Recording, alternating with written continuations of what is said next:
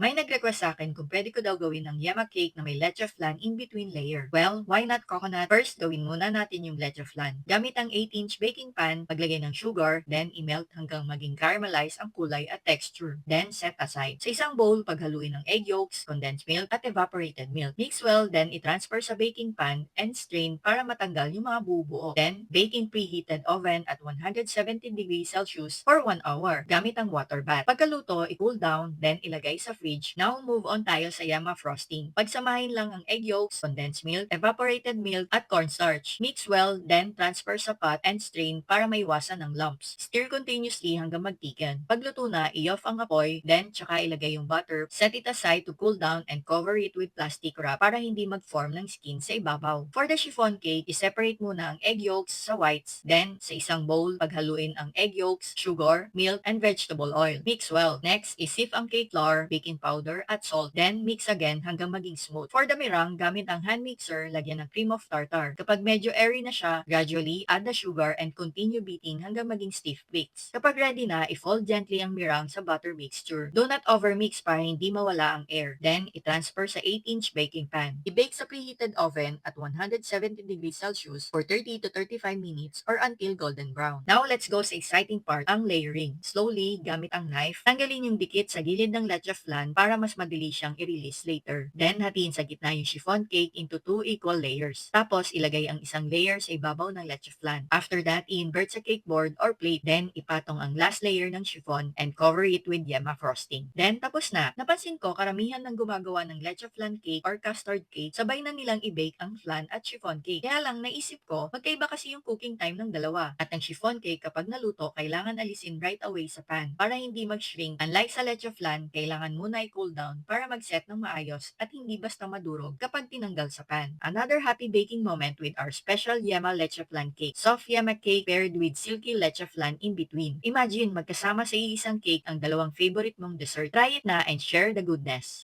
Let's try.